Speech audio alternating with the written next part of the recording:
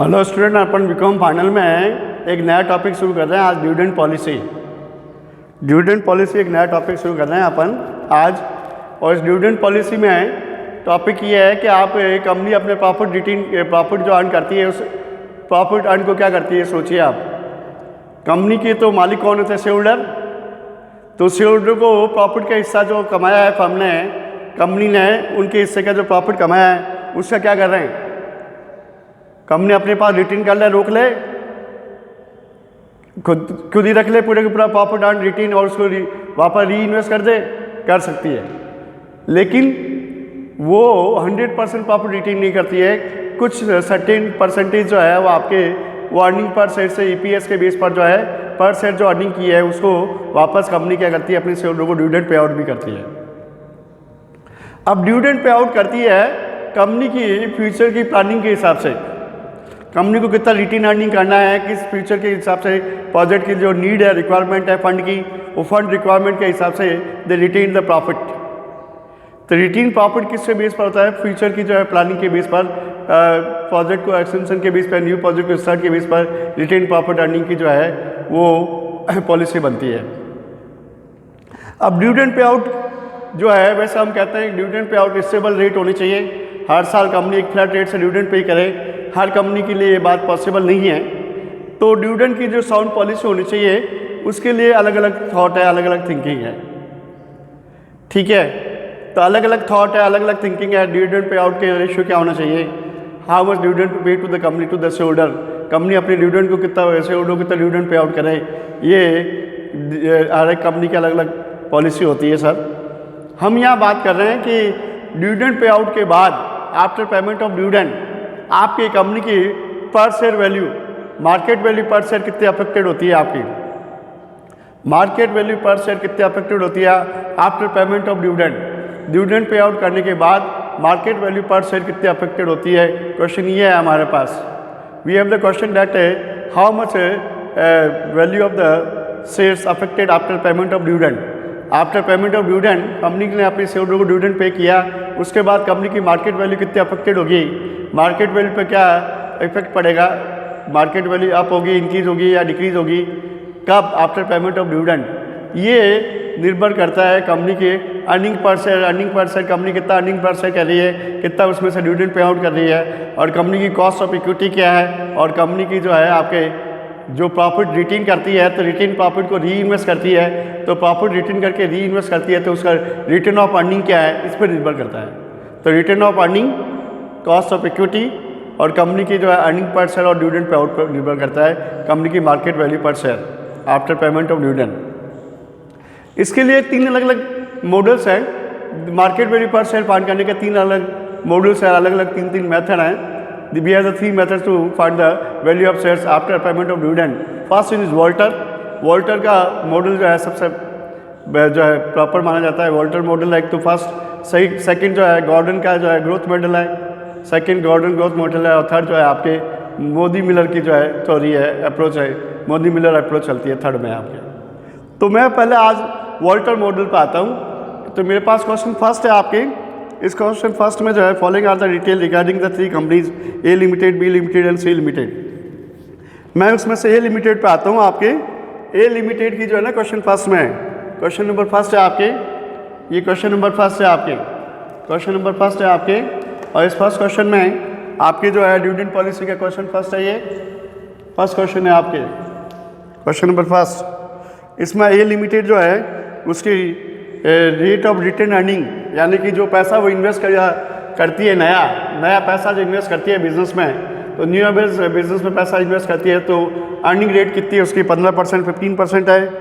कई cost of equity कितनी है आपकी? 10% है आपकी। फिर कॉस्ट ऑफ इक्विटी 10% है आपकी। रेट ऑफ रिटर्न अर्निंग 15% है आपके। रिटर्न अर्निंग कंपनी जो पैसा कमा के जमा इन्वेस्ट करती है 15% से। इक्विटी कैपिटल जो है उस पर कॉस्ट कितनी है आपकी? 10%।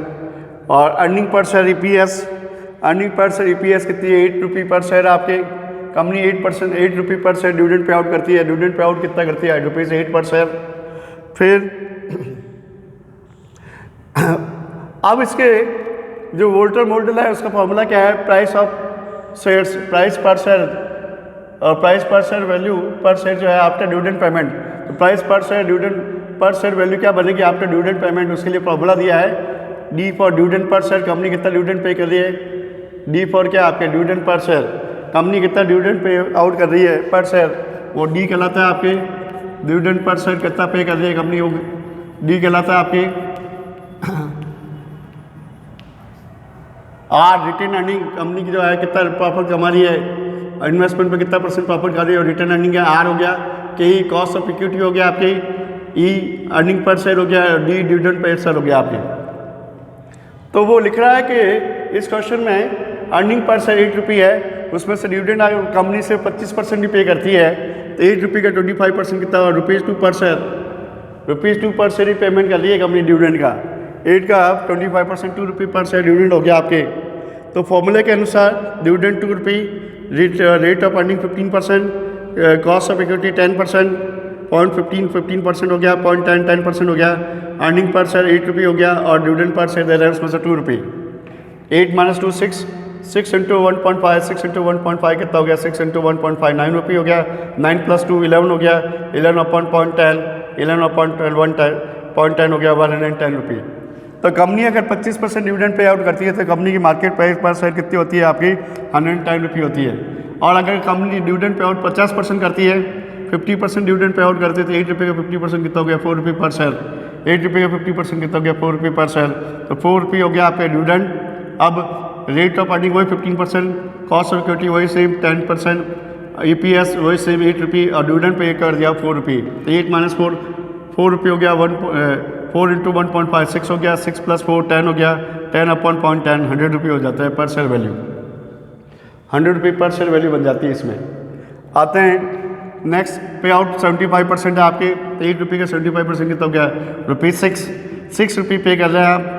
वही रेट ऑफ अर्निंग, इन्वेस्टमेंट पर अर्निंग रेट क्या है 15%, डिविडेंड और वो कितना आपके 10% है, और 8 - 6 डिविडेंड पे कर रहे हैं 6 रुपये, अर्निंग 8 रुपये है उसमें से, तो ये आपके 2 × 1.5 2 × 1.5 3 हो गया, 3 + 6 9, 9/2 90 रुपये हो गया आपके। तो 90 रुपये पर शेयर क्या हो गया आपके वैल्यू हो गई, 90 रुपये पर शेयर वैल्यू हो गई आपके, ठीक है। तो अब 90 रुपये पर शेयर वैल्यू हो गई आपकी, किसकी, कंपनी की।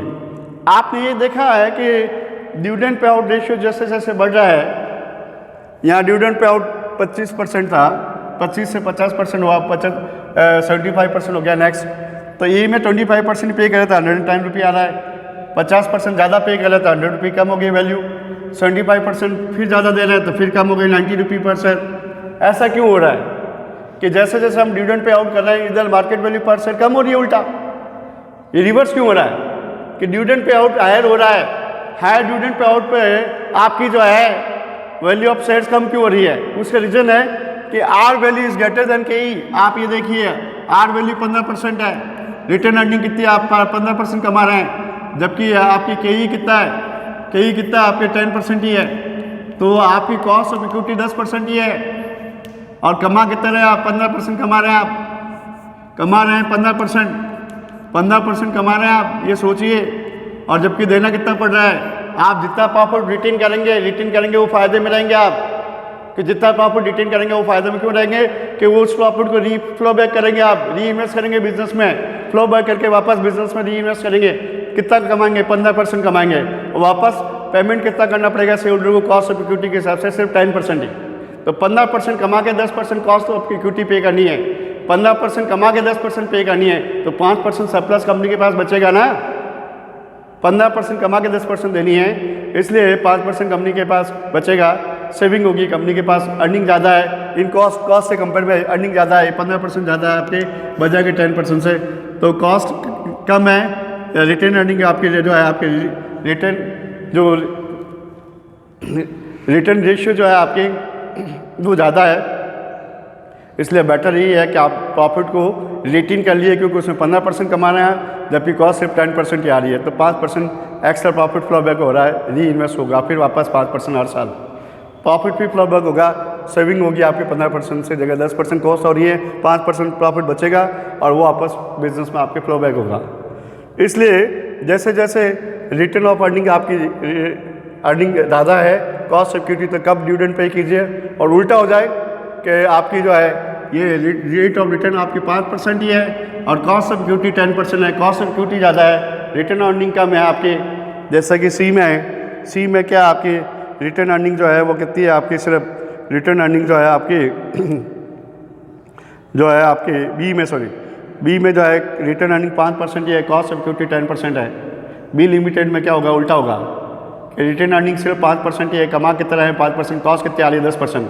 10% कॉस्ट आ रही है तो पैसा आप क्यों रोक रहे हो, आप प्रॉफिट का क्यों फ्लो बैक कर रहे हो, कॉस्ट 10% दे रही है, कमा तो 5% रहे हैं, 10% कॉस्ट का अगेंस्ट में 5% कमा रहे हैं, तो उल्टा होगा। जैसे जैसे डिविडेंड ज़्यादा दोगे, डिविडेंड पे और ज़्यादा वैसे वैसे पर शेयर वैल्यू बढ़ेगी, रिवर्स हो जाएगा इसका।